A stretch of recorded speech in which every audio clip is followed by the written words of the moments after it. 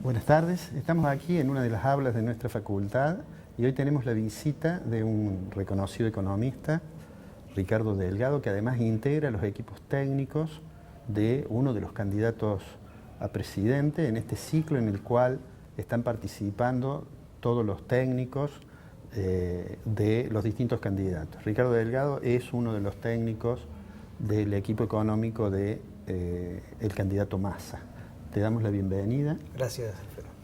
Y la idea es hacerte 2 o 3 preguntas. La primera de ellas me parece casi obvia, es cuál es la percepción que tenés de la situación económica actual, de la coyuntura, cuáles crees que son los rasgos que permitirían caracterizar esa realidad, digamos.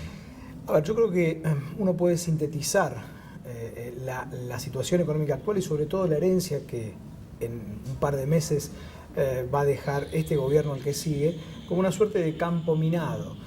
No una crisis, no una bomba inminente, pero sí una enorme cantidad de conflictos, algunos mayores, algunos menores, que si no se los ataca de manera integral, inteligente y con un equipo con experiencia, pueden, como en cualquier campo minado, generar una situación conflictiva. Entonces, a mí me parece que sacando la idea de que la Argentina inexorablemente va a ir a una crisis, sí me parece que estamos en una situación en donde hay que estar alertas y saber exactamente qué hacer en los principales frentes macro que están abiertos.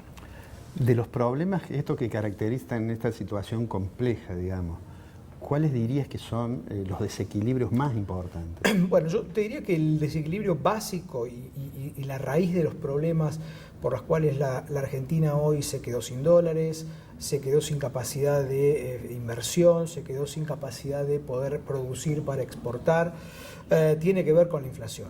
Hace 8 años que tenemos el fenómeno ya de una manera crónica instalado en la economía argentina y evidentemente la inflación se comió la rentabilidad empresaria, se comió buena parte de los ingresos de los argentinos en materia de salarios, de jubilaciones y como siempre sabemos los economistas, a la inflación no se le gana nunca, siempre los ingresos van en algún momento corren detrás y esa es la situación en la que hoy estamos, aun cuando en una economía estancada ya hace 4 años, tengamos hoy un poquito menos de inflación que el año pasado, pero 25% de inflación, para poner un nivel, es un número muy significativo y que me parece que es lo que primero tiene que abordar un programa económico integral. A partir de ahí, con un norte en la lucha contra la inflación, se pueden empezar a trabajar todos los frentes y todas esas minas latentes que marcaba antes. De acá al 10 de diciembre, digamos, al momento en que el nuevo presidente asuma y tenga que tomar las medidas que en ese momento juzgue adecuadas, ¿qué es lo que se puede esperar en materia de economía? Digamos, ¿hay riesgos cambiarios? ¿Cuál es tu percepción? Me parece que vivimos en un estado de volatilidad financiera en los últimos 2 meses al menos, que el gobierno difícilmente pueda, si se quiere, domesticar hasta la entrega del poder.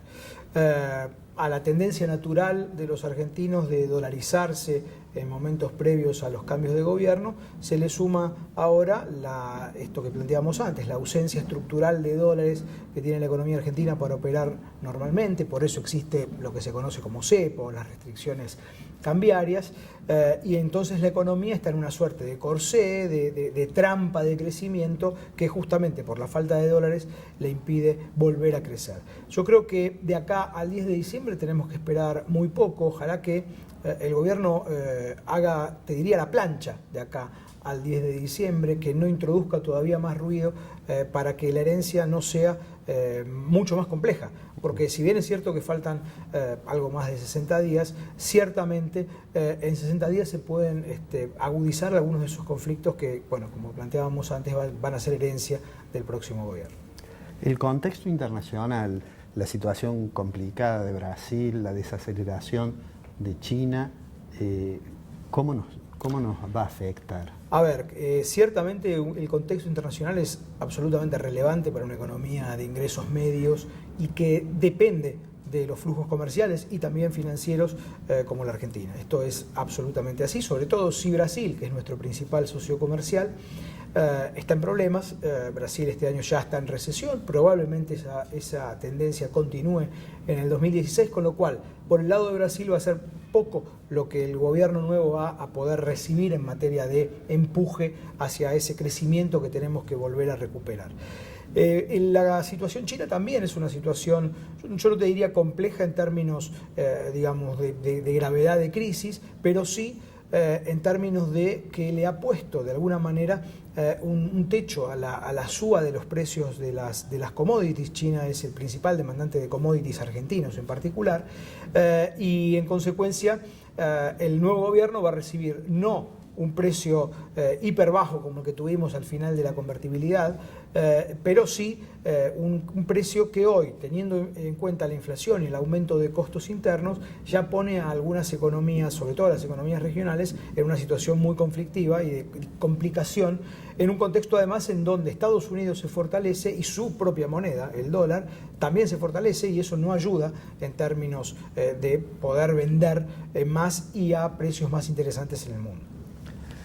Existe cierto consenso en la profesión y en el mundo de las empresas en general, diría yo, de que estamos en una situación con un atraso cambiario significativo.